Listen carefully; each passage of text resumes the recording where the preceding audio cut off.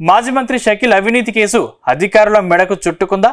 గతంలో షకీల్ చేసిన అవినీతిని దాచిపెట్టిన అధికారులపై ప్రభుత్వం చర్యలకు దిగిందా? తాజాగా ఇద్దరు అధికారులపై ప్రభుత్వం సస్పెన్షన్ వేటు వేసింది. అంతేకాదు మాజీ ఎమ్మెల్యే షకీల్ను భారత్ తీసుకువచ్చి అతని నుంచి 100 కోట్లు రికవరీ చేసేందుకు ప్రభుత్వం ప్రయత్నం చేస్తుందా? ఈ కేసులో మాజీ మంత్రి సుదర్శన్ రెడ్డి కీలక పాత్ర పోషిస్తున్నారా?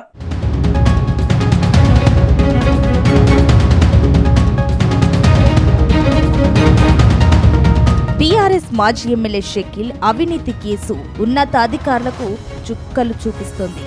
గత ప్రభుత్వంలో టీడీఎస్ బియ్యాన్ని పక్కదారి పట్టించి 100 కోట్లు వెనకేసుకున్న షకీల్ ఈ కేసు విచారణ జరుగుతుండగానే దుబాయ్ పారిపోయారు. ప్రస్తుతం దుబాయ్లో సొంతంగా వ్యాపారాలు చేసుకుంటున్నారు. ప్రస్తుతానికి భారత్కు వచ్చే ఆలోచనలో ఆయన లేరు. కానీ అప్పట్లో షకీల్కు సహకరించిన ఉన్నత అధికారులు మాత్రం ఇప్పుడు కటకటాలు లెక్కించేందుకు రెడీ అయ్యారు. ఓ బాధితుడి పోరాటం ఫలితంగా కోర్టు ఇద్దరు అధికారులపై కేసు నమోదు చేయాలని ఆదేశించింది. దాంతో ప్రస్తుతం సంగారెడ్డి అదనపు కలెక్టర్గా పనిచేస్తున్న, గతంలో నిజామాబాద్ అదనపు కలెక్టర్గా పనిచేసిన చంద్రశేఖర్, మాజీ డీఎస్ఓ చంద్రప్రకాష్, డిప్యూటీ తహసీల్దార్ నిఖిల్ రాజులపై వర్ణి పోలీస్ స్టేషన్లో కేసు నమోదైంది.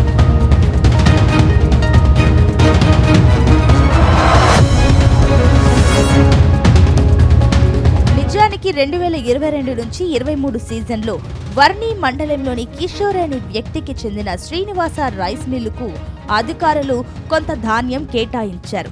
కానీ అలా కేటాయించిన ధాన్యం పంపించకుండానే పంపించినట్లు ఉన్నతాధికారులు రికార్డుల్లో చూపించారు.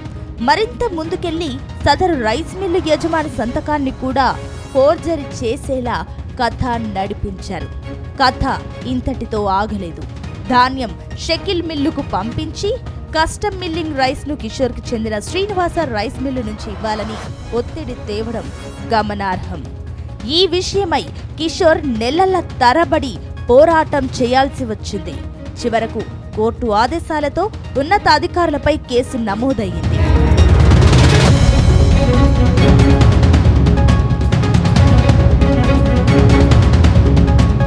గత బీఆర్ఎస్ ప్రభుత్వంలో బోధన్ మాజీ ఎమ్మెల్యే షకీల్ పై అనేక అవినీతి ఆరోపణలు ఉన్నాయి.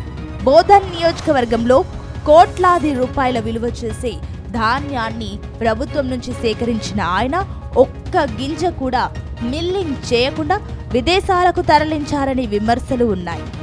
2021 నుంచి 2023 మధ్య కాలంలో దాదాపు 50,000 మెట్రిక్ టన్నుల ధాన్యం సేకరించిన ఆయన ధాన్యం మొత్తాన్ని మిల్లింగ్ చేయకుండా అక్రమ మార్గంలో ముంబాయి, కాకినాడ పోర్టుకు తరలించారట.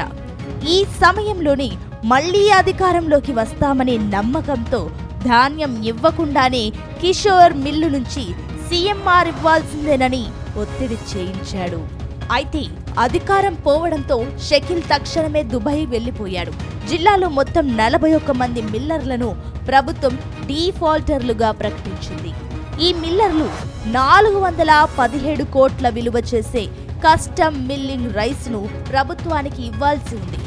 అయితే ఇందులో ఒక్క షకీల్ నుంచి రావాల్సిన బియ్యం విలువే 60 కోట్ల రూపాయల మేర ఉంటుందని పౌర సరఫరాల శాఖ అధికారులు చెబుతున్నారు.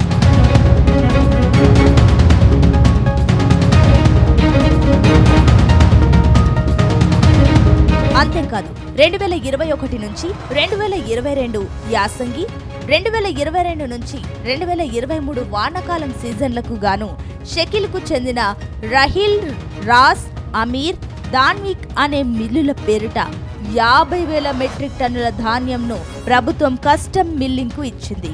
అయితే ఈ మిల్లుల్లో ఒక్క గింజ ధాన్యం కూడా మిల్లింగ్ చేయలేదు.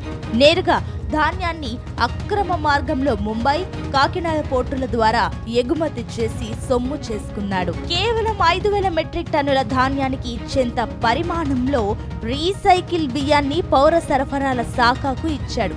ఓ 10,000 మెట్రిక్ టన్నుల ధాన్యాన్ని మాత్రం ఏఆర్ ఇండస్ట్రీస్, ఆర్కిమ్ ఇండస్ట్రీస్, అబ్దులైవ్ ఇండస్ట్రీస్, ఎఫ్ఎఫ్ ఇండస్ట్రీస్ వాళ్లకు ఇచ్చినట్లుగా చూపించాడు. ఈ 4 మిల్లుల యజమానులతో అధికారాన్ని అడ్డం పెట్టుకొని బలవంతంగా ధాన్యం తీసుకున్నట్లు లేఖలు ఇప్పించాడు. షకీల్ ఒత్తిడితోనే లేఖలు ఇచ్చినట్లు సదరు మిల్లర్లు తెలిపారు. అయితే దాదాపు 60 కోట్ల విలువ చేసే ధాన్యానికి బియ్యం ఇవ్వకపోవడంతో ప్రభుత్వం షకీల్కు చెందిన మిల్లులకు 10 కోట్ల రూపాయల జరిమానా వేసింది. ఇప్పటి వరకు కస్టమ్ మిల్లింగ్ రైస్ ఇవ్వకపోవడంతో పాటు జరిమానా సైతం కట్టలేదు.